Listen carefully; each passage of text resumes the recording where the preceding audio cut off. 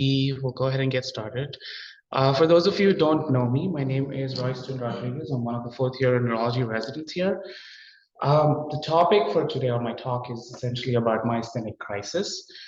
Neuromuscular to me is pretty enigmatic as well as pretty interesting. So during this, the motivation for this talk is essentially from a patient encounter I had probably a year ago. As we all know, myasthenia gravis is the most common disorder of the neuromuscular junction. Typically, autoantibodies are directed against the various components in the postsynaptic membrane. They will have their characteristics: ocular, bulbar, respiratory, axial, and limb weakness. Essentially, when you're seeing patients, you will probably hear the typical phrases diplopia, dysphagia, dyspnea, as well as weakness as the day progresses. For the learners which in the auditorium, for the learners over here, this is a quick and easy slide about the pathophysiology of myasthenia gravis. It will get a little bit more complicated in a second. So we have at the cleft over here, this is the, if you can see my cursor, this will be the nerve end. It depolarizes, releases acetylcholine, goes and binds to the receptor, causes muscle depolarization, and then it will lead to contraction. In order to relax the muscle, you would need acetylcholine esterase to kind of come out and take the excess acetylcholine out for it to relax. This is a good day at the office. A bad day at the office is when you have the receptor antibodies, the anti-acetylcholine receptor antibodies, go ahead and kind of take everything off, particularly the acetylcholine receptor. And then all of the available acetylcholine does not have binding space to it. So that would be the cause for their weakness. And the acetylcholine esterase still works, so then it will kind of take away all of the excess acetylcholine, leading to no depolarization and no muscle contraction. For people in the audience, this is the pathophysiology of myasthenia. Can you all read? People at the back, can you all read this okay? If you cannot, then I have a QR code here. You can follow through if you're interested. All right, this is a little bit more in-depth and intense, so I'll kind of try to break it down a little bit. If you can see here, this is the nerve terminal right here. If you can see my cursor there, hopefully, yes. Okay, so when depolarization occurs down the stream, the acetylcholine vesicles kind of come down to the membrane and releases itself, leading to them being available in the neuromuscular junction. Along with acetylcholine, you have one peptide called agrin. So agrin is essentially more like an attractant. It will go ahead and bind to LRP4, which is lipoprotein-related peptide 4, as well as MuSK, which is anti-muscle specific kinase. So this whole complex will initiate the acetylcholine to come in and be around the vicinity of the postsynaptic cleft right here. The whole purpose is because acetylcholine is just dispersed out into the neuromuscular junction, they need some direction to kind of go ahead and attach itself to the acetylcholine receptor. So that's the whole job of this massive complex right here. Along with that, you have the acetylcholine receptors as per usual. This is a very good slide that also shows the pathophysiology of myasthenia gravis, because essentially it is autoantibodies against the postsynaptic cleft, right? So you will have acetylcholine that goes ahead and binds to the receptor. So you'll have anti-acetylcholine receptor antibodies, which essentially the mechanism of action is threefold. The first one is the antibodies will go ahead and bind to this whole complex here, or one of the receptors, and will cause them to come inside the cell and lead to degradation assays. So that will lead to less receptors being available. The second way is it will activate complement, which will again go ahead and activate MAC complex, which causes degradation of the postsynaptic cleft. This is important because the newer therapies are targeting these particular areas as well. And the third way is the antibodies goes and sit at the binding site of the acetylcholine, where acetylcholine is supposed to be there, and they do not let the formation happen, essentially. What musk or anti-musk does is you will have, because if you have an autoantibody binding towards musk, then you will have reduced density of the receptors at the cleft. So that therefore you will have reduced acetylcholine binding to the receptor in the first place. One interesting thing is this particular slide has also studied about voltage gated sodium channels, potassium channels, but at this point, there is no pathophysiology or clinical correlation with myasthenia gravis as well. All right, coming to the classification, it's typically done by clinical measures. So you will have early onset myasthenia gravis and late onset myasthenia gravis. The differentiating factors between the two of this is one is less than 50 years and has thymic hyperplasia. The other is more than 50 years and has thymic atrophy. Thymoma-associated myasthenia gravis is the third type. Myasthenia gravis with anti-musk antibodies is the fourth type. This one is the most, I think about 20 to 30% crisis patients end up having anti-musk. Plain ocular myasthenia gravis is also another type, and the last one is seronegative myasthenia gravis.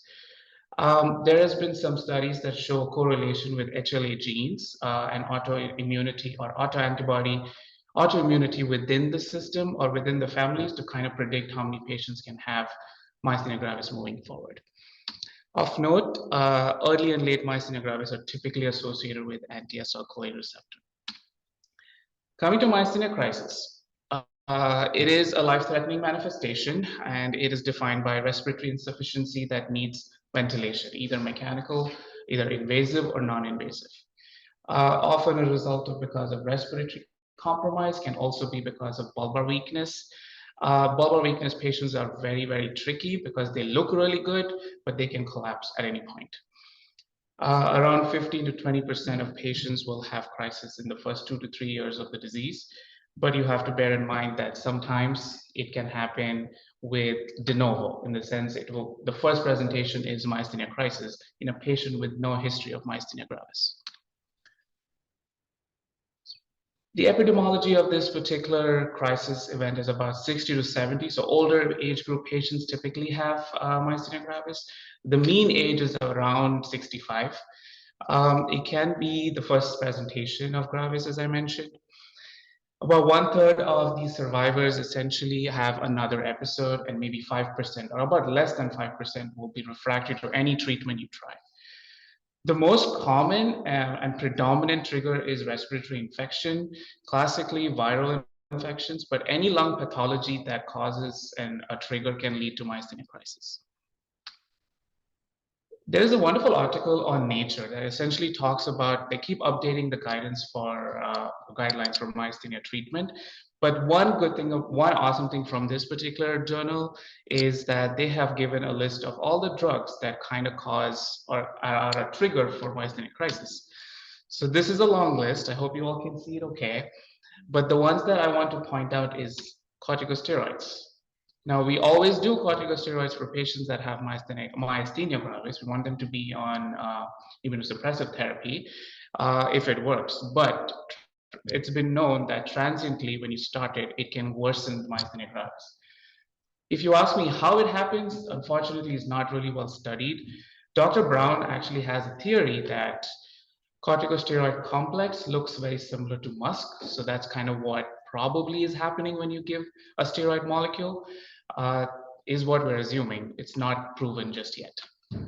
Another one I want to point out is pembrolizumab, particularly the immune checkpoint inhibitor family. The one important one is pembrolizumab, which can cause de novo crisis in patients with no history of myasthenia gravis. The third one would be magnesium. So magnesium, we use it pretty common for replacement in the ICU and the floors, as well as for eclampsia treatment. This can cause myasthenic crisis. So I want you all to be very mindful when you're treating, or if you're called to treat a pregnant lady in eclampsia, we need to be very careful with the amount of magnesium we use. This is also not well studied as to how statins can cause myasthenic crisis, but reportedly it can. Certain risk factors, which will kind of help you determine if a patient coming to you for the first time is having crisis or not. So if they have severe myasthenia gravis, prior crisis episodes, oropharyngeal weakness, presence of thymoma, and as I mentioned earlier, musk antibodies. There is a German study that was done which had about 250 centers, 250 patients in about 12 centers. So per their review, they were looking at how many patients that came in with crisis that needed mechanical ventilation. About 76% of them presented with generalized weakness, 19% of them had bulbar weakness, and about 5% had worsening respiratory status. Clinical manifestations of crisis, it's pretty much easy to kind of figure it out if you know they had myasthenia gravis. The trick thing happens when you don't know they have myasthenia gravis. So things to keep in mind are generalized limb weakness in the absence of dyspnea or any respiratory complaints, respiratory distress that's out of proportion to their limb weakness. Bulbar weakness is particularly scary as they look really good. Facial weakness, something known as myasthenia snarl, which is they have difficulty pursuing their lips. Any speech changes, hypophonia, hoarseness of voice, dysphagia, inability to cough. And the most important one is neck weakness, as it is an indirect measure of checking for diaphragm involvement. This is a video of myasthenia snarl. Essentially, what you're looking at is the inability, what you're looking at is the inability or the muscle weakness around the lips. So you'll have, if you notice, there is a clean blurring of the angle of the mouth essentially, and they have difficulty in let me put it back one more time. They have difficulty in pursing their lips or even smiling. This clean facial weakness. The interesting thing is, I know you probably can't hear it from here, but she has clean hoarseness in her voice as well. So she has drooping of her bilateral eyes. So she is what we call impending myasthenia crisis. The most dreaded complication, or actually I should say most dreaded factor for us as neurologists, as even as intensivists, is if they have impending respiratory failure. The way you kind of have a little bit of a trigger or low threshold for intubation is essentially if they have paradoxical breathing pattern.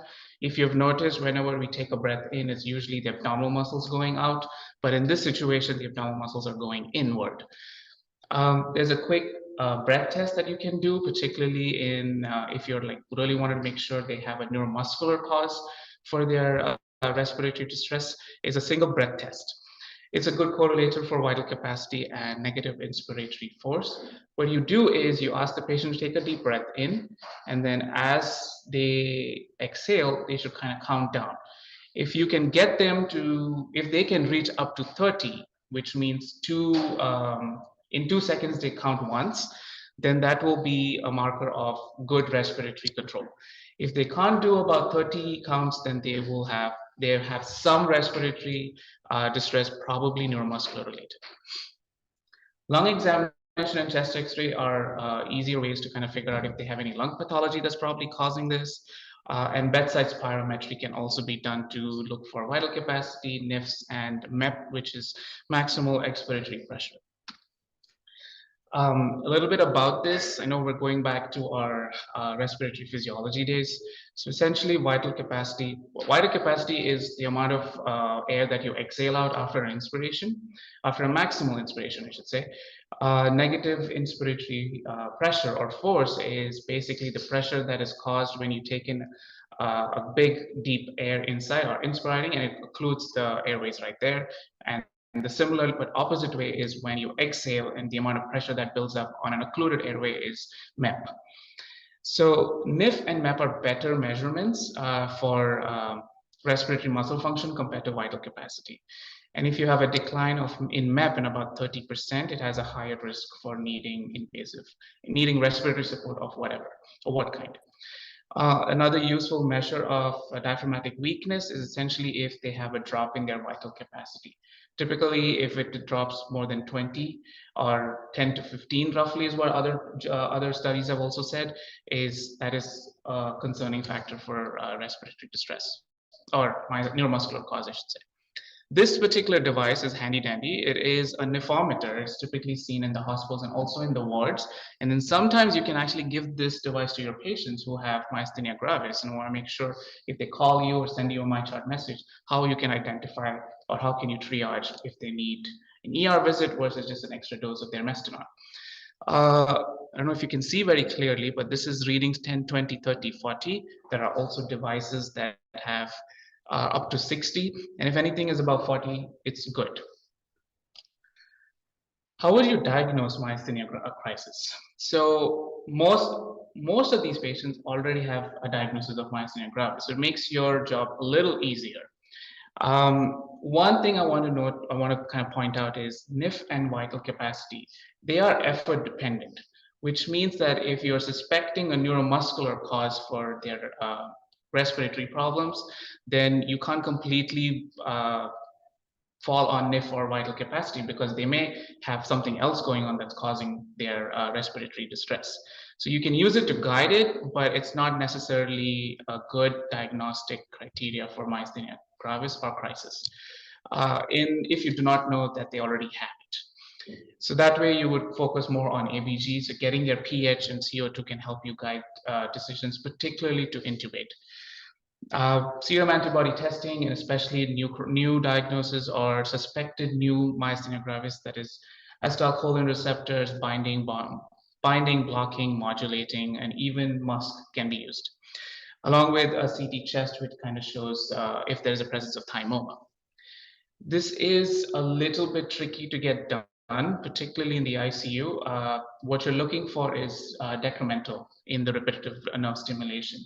The best way to do this is to actually test the diaphragm muscle, which has a lot of restrictions in an ICU, as we all know.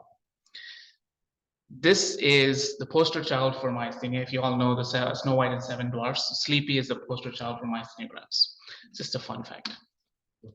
All right, differential diagnosis. When you're thinking of a patient coming to you with respiratory distress, you are worried about a lung pathology, a heart pathology, any metabolic issue, and neurological issues. So non-myasthenic causes typically are pulmonary embolism, heart failure, or any ARDS concerns. Metabolic or electrolyte problems would be anemia, if you have any thyroid problem, or any generalized weakness that can cause. If you're suspecting myasthenic, or if you're suspecting a neuromuscular cause, you have a few things that you want to keep in mind. First thing is any motor neuron disease or motor neuron causes. The first one presenting is ALS. If there is any pure motor component of AIDB, that's something also you need to keep in mind. Lambert-Eaton syndrome, or even inflammatory or autoimmune myopathies that can kind of present or look like myasthenia crisis. This is important, particularly in patients that do not have a known diagnosis of this particular thing. Coming to treatment, of course, the main thing is ICU. You got to admit all of these patients to the ICU, have a good neurointensivist on board, or have a good pulm intensivist with the neurology team on board. There is a concept called impending myasthenia gravis. I kind of touched a little bit about it previously. So if patients that look really good, but they are not meeting their respiratory mechanic criteria, or they have any concern for muscle weakness, particularly in the face, or swallowing problems, that's when you have to put them in the ICU, even though they're maintaining their oxygen saturations. So that's one thing I want you to keep in mind, that impending myasthenia gravis can lead to, or impending myasthenia crisis can lead to myasthenia crisis in a couple of hours to maybe days or weeks.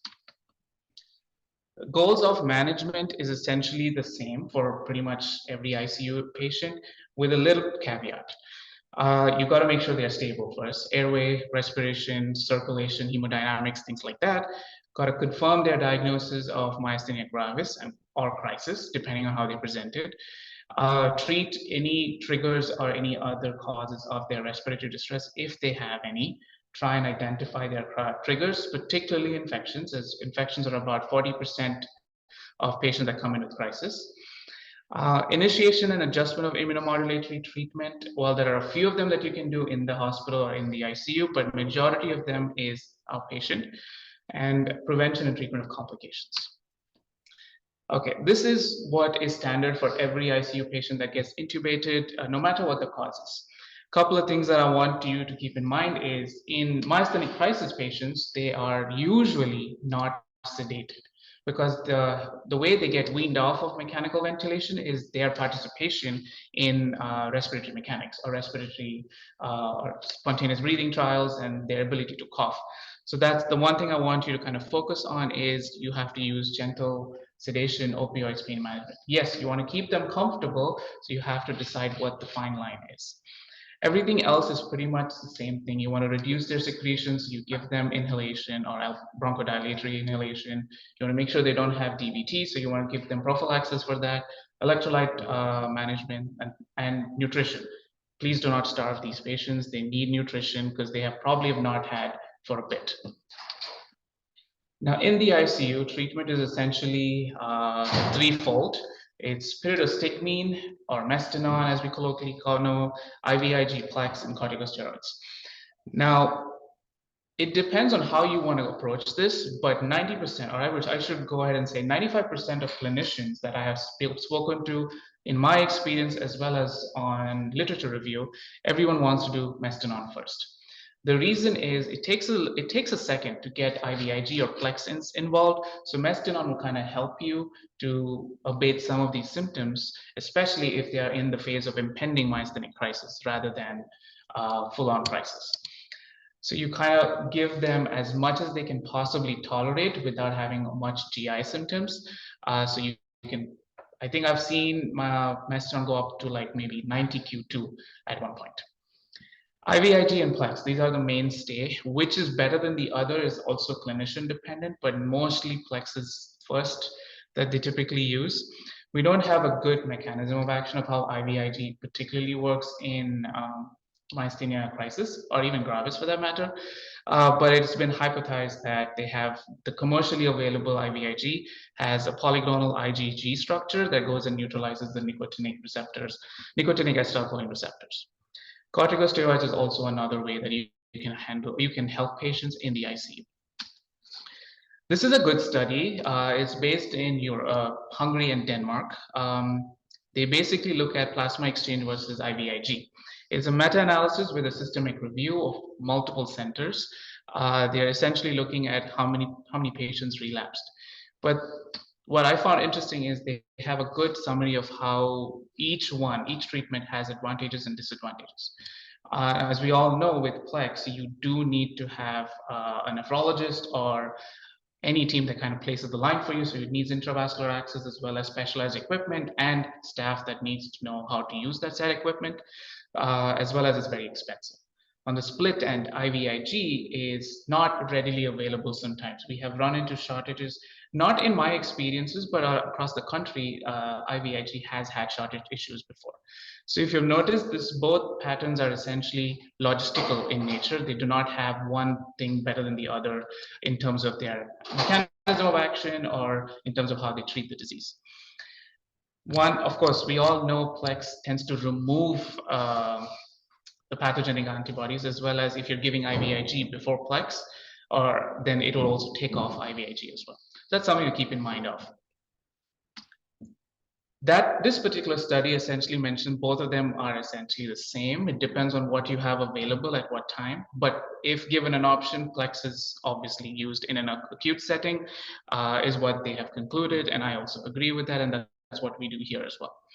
We have adverse effects of IVIG that were pretty much like hypercoagulable state, any reactions or any infections that can kind of happen while them on IVIG.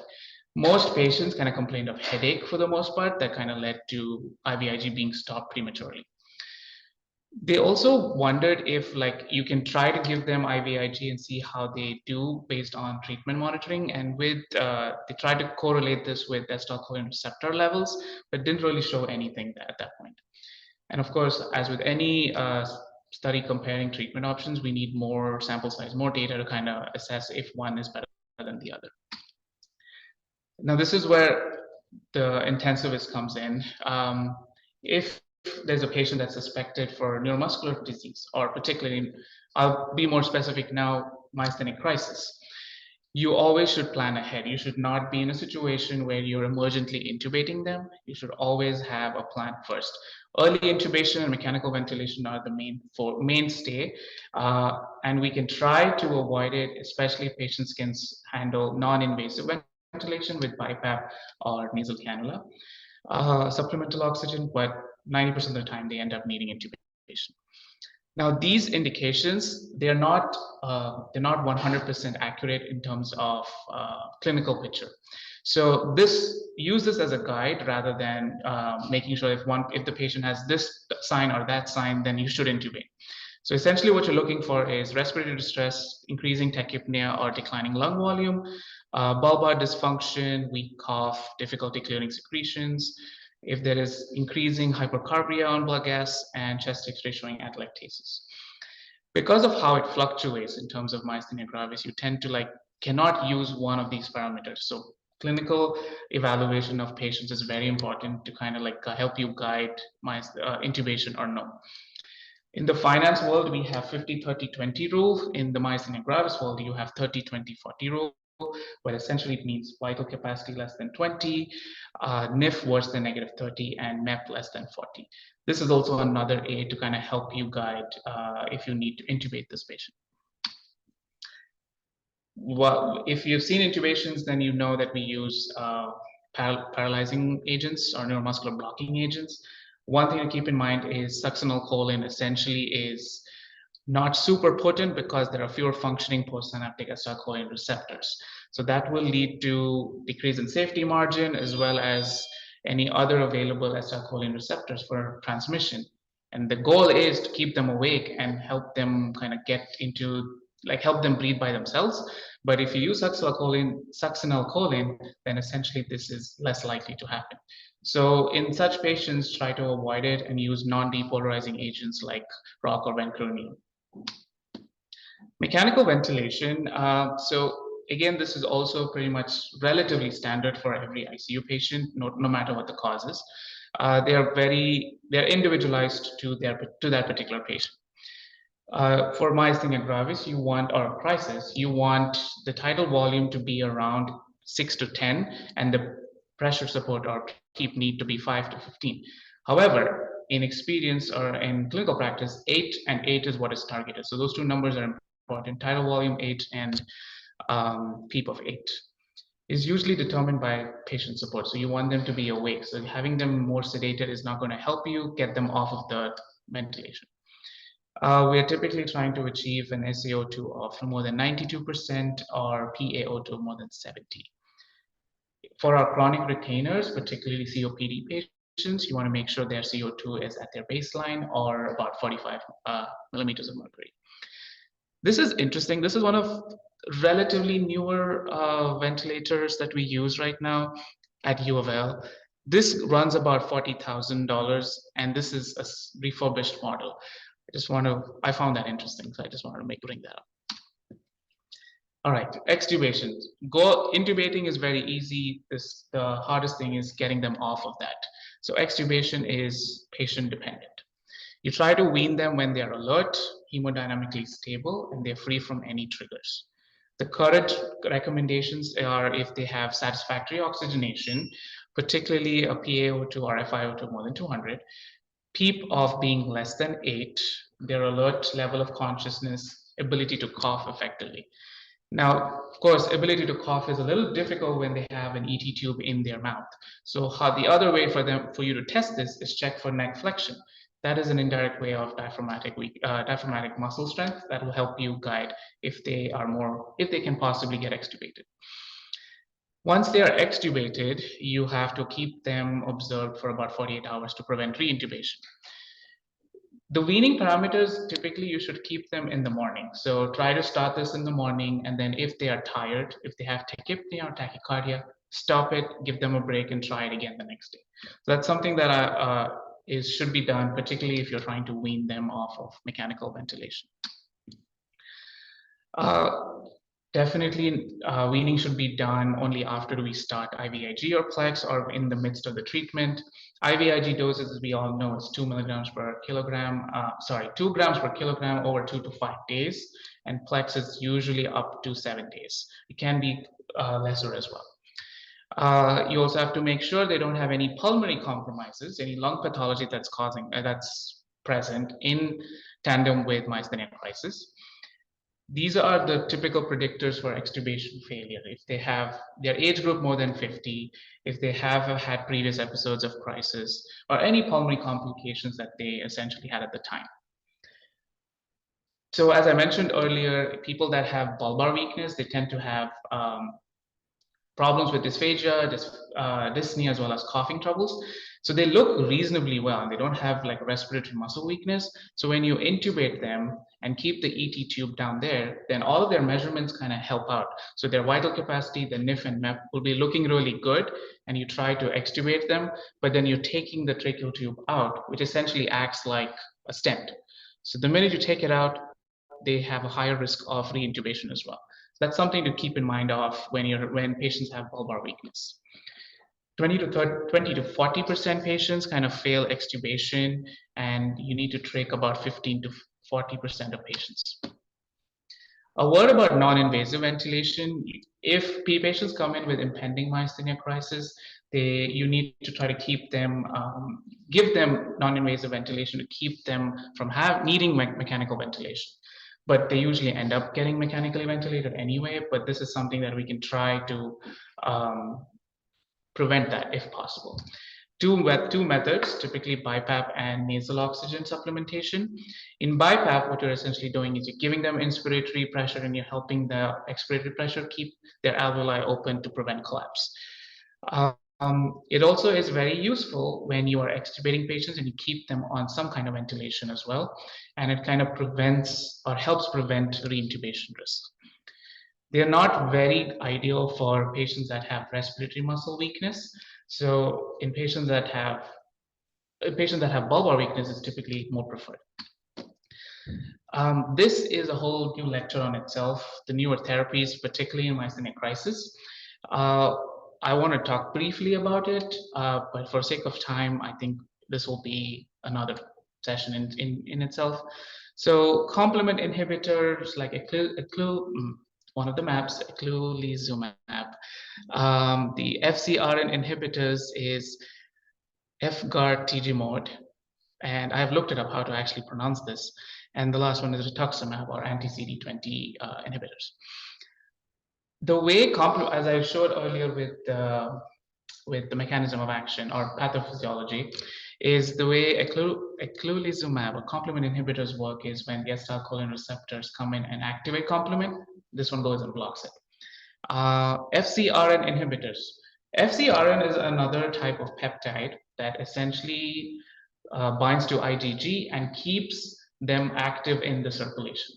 Now, this is similar to IgG, similar to acetylcholine receptor in terms of their structure. So FcRn goes and binds to acetylcholine, keeps them active in the system. But if you block it, then there is no the circulating IgG does not have, or acetylcholine does not have a particular does not have a buddy essentially, so it goes and gets lysed by the lysosomes. So you are decreasing the circulating autoantibodies by that method.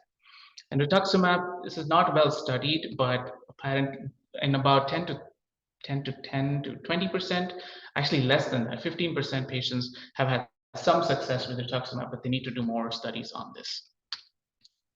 Now, the complications or prognosis. You have the median duration of hospitalization is tend to be 70 to 35 days. After that, 2 weeks are mostly in the ICU. On average, 25% of them were extubated, 50% were extubated on day 13.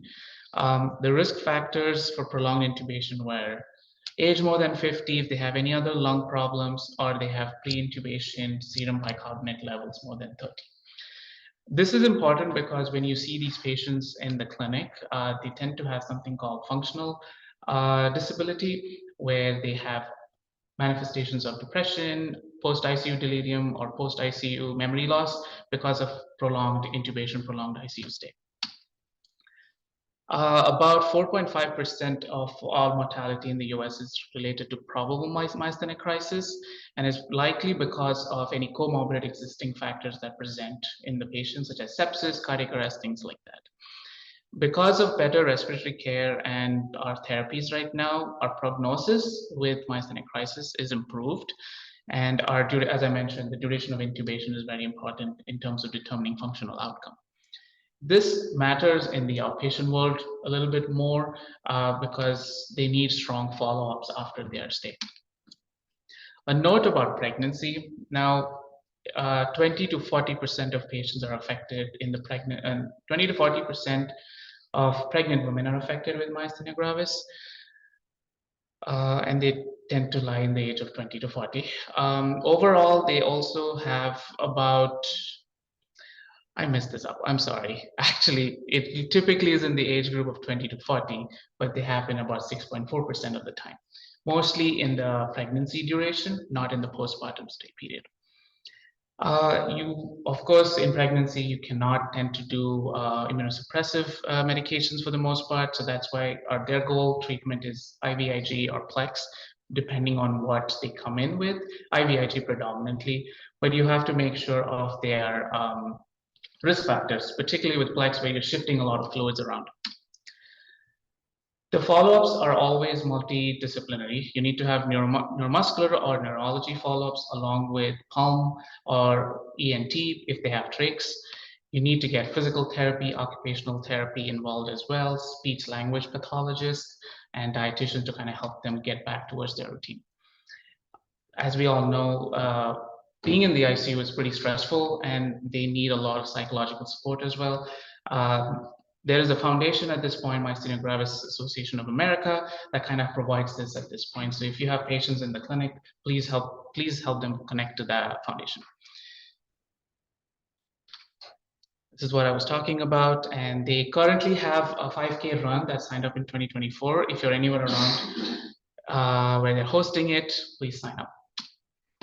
These are my references, and I'm open for questions. For those of you all don't know, this is Dr. Brown, and he kind of helped me work on this. And I have his consent. Yes, sir. So I have two questions.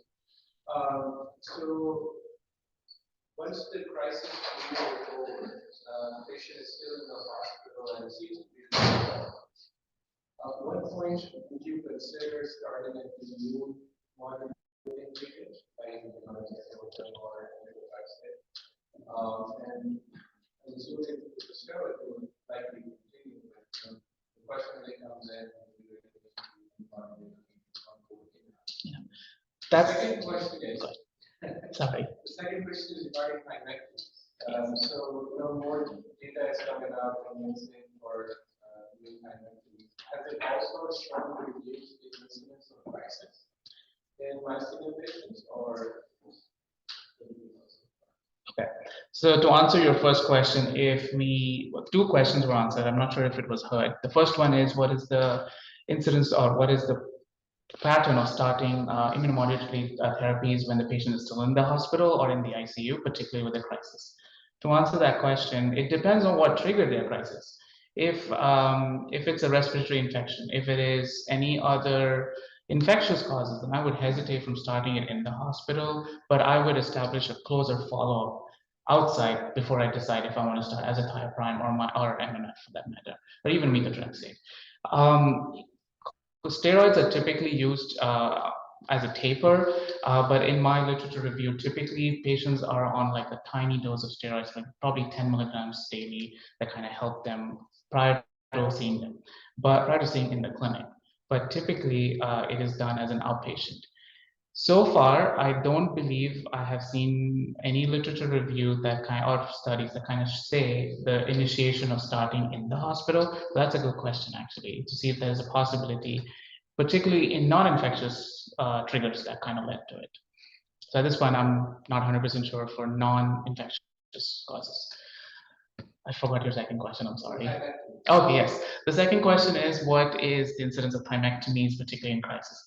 You're correct. It is about 10% in patients that have had thymus gland removed. It reduces the incidence of myasthenia crisis. But it is not, the sample size is very small, and these patients typically already have myasthenia gravis in the beginning. So they already had a thymectomy done. But from our data, it says about 15 to 20% of patients have crisis in their disease course, and most of them do not have their thymus at that point. So it's hard to say if that has helped reduce crisis versus that is just another factor to keep in mind. I hope that has helped answer some question. Yes. The anti-histamine receptor antibodies are the IgG antibodies, and in pregnant female, do they cross placenta, and what are the effects on like newborn baby? And if you're considering flex for pregnant patients, so it will remove the beneficial IgG from the plasma. So what are the immediate and remote side effects of doing flex in pregnant patients with myasthenia?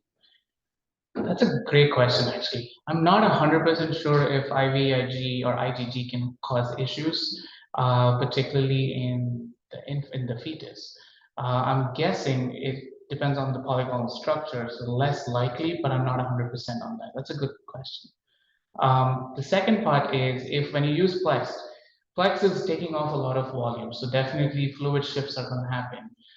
What was the remaining? So the natural IgGs that cross placenta for fetus, they will also be removed. So correct.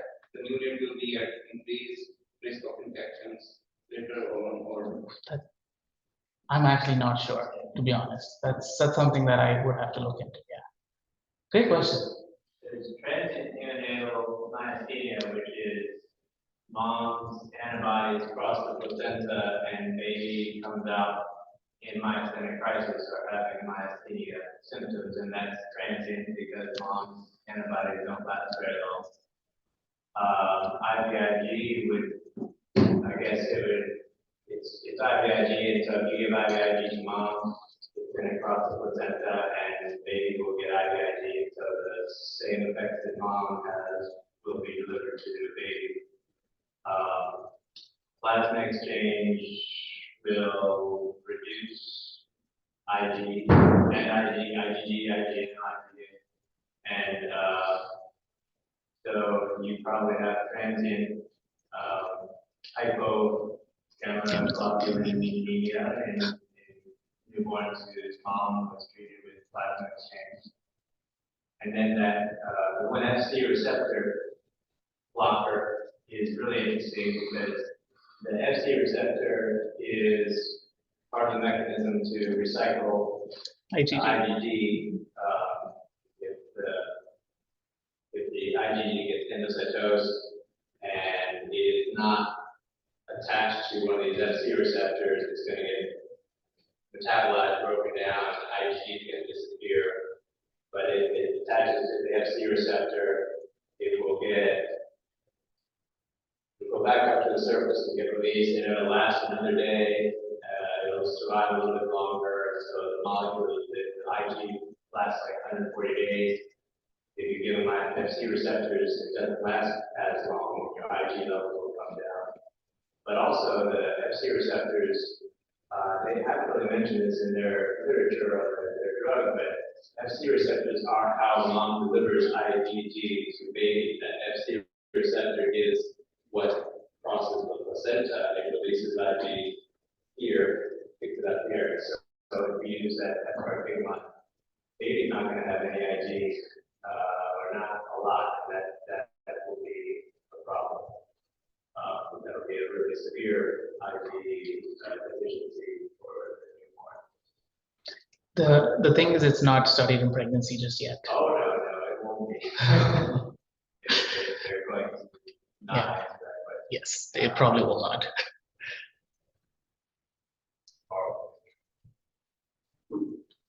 That is Dr. Brown, everyone, in the online audience.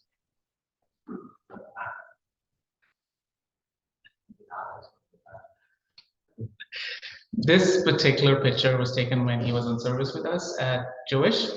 These pastries are from the store called El Lapana. It is on Logan Street Market. I will 100% encourage everyone to go check them out. Open every day from 7 to. They have not endorsed me. I don't have any financial disclosures, but I absolutely love them. I have Dr. Brown to blame if I develop diabetes.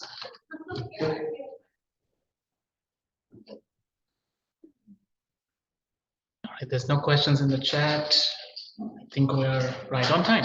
All right. Thank you, everybody. Have a good day.